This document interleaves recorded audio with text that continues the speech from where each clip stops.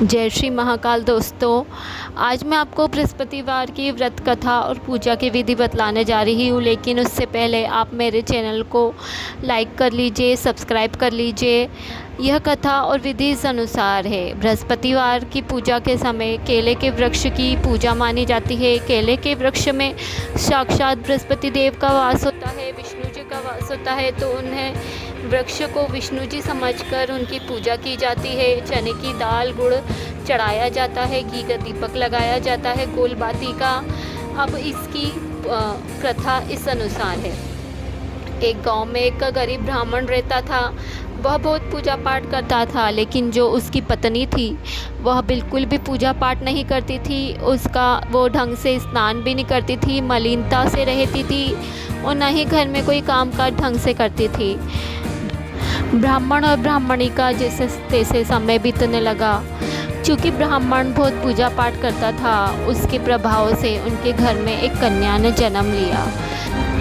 कन्या बहुत शुभ लक्षणों से युक्त थी, गुरुवार का व्रत किया करती थी तथा भगवान विष्णु की रोज़ सुबह उठकर स्नान करके पूजा किया करती थी।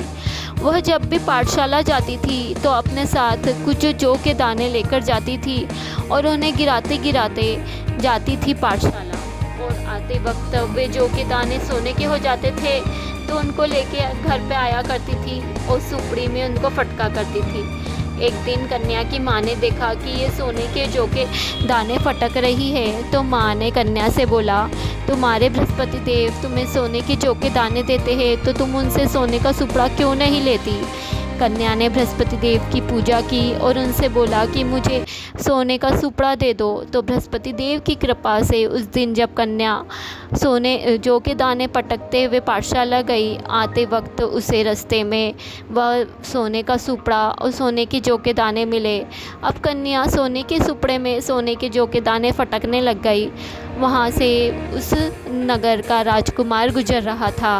राजकुमार ने देखा कि एक सुंदर कन्या सोने के जौ के दाने सोने के सुपड़े में फटक रही है, तो वह उस पर मोहित हो गया।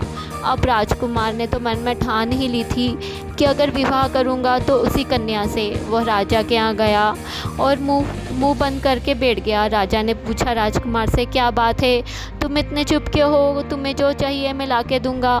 राजकुमार ने सारी बात बताई कि वो किस इस कन्या पे मोहित हो गया। राजा ने बोला, ठीक है, मैं उसी कन्या से तुम्हारा विवाह कराऊँगा। राजकुमार की शादी उस कन्या से करवा दी गई। अब जैसे ही कन्या गई, ब्राह्मण और ब्राह्मणी के घर तो अकाल सा पड़ गया। जैसे ही वो गई, लक्ष्मी माँ भी चली गई। अब ब्राह्मण ब्राह्मणी के पास खाने को भी कुछ नहीं थे।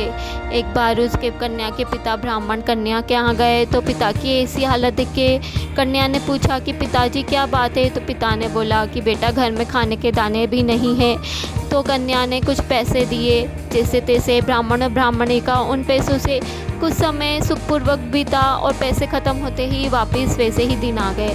फिर कन्या के पिता वापस कन्या के पास गए तो कन्या ने बोला, पिताजी आप माता को भेज दीजिए, मैं उन्हें गुरुवार के व्रत की सारी विधि कथा और उसमें क्या खाना चाहिए, कैसे खाते हैं, ये सब उनको बता दूँगी। भेजा ब्राह्मण ने अपनी पत्नी को सारी चीज़ें सीख ले गुरुवार के व्रत की और फिर करना। ब्राह्मण की पत्नी कहाँ मानने वाली थी, वो नहीं मानी। तो बेटी ने भी उसे कोठे का सारा सामान निकाल कर उसे एक कोठी में बंद कर दिया। अगले दिन उसे उठाकर नहलाया, व्रत की सारी विधि बतलाई, पूजा करवाई और उपवास करवाया। और वो उपवास करते ही ब्राह्मणी के घर में जैसे ही उसने 7 गुरुवार को उपवास करा, अन्न धन के भंडार भर गए। हे बृहस्पति देव, जैसे आप ब्राह्मण ब्राह्मणी पर उनकी पुत्री पे प्रसन्न हुए, सब पे प्रसन्न होना, कहते सुनते हुनकारा भरते सबके भंडार बनना, सबकी मन की मनोकामना पूर्ण करना। ब्राह्मण ब्राह्मणी के घर पुत्र रत्न की प्राप्ति हुई बृहस्पति देव की कृपा से।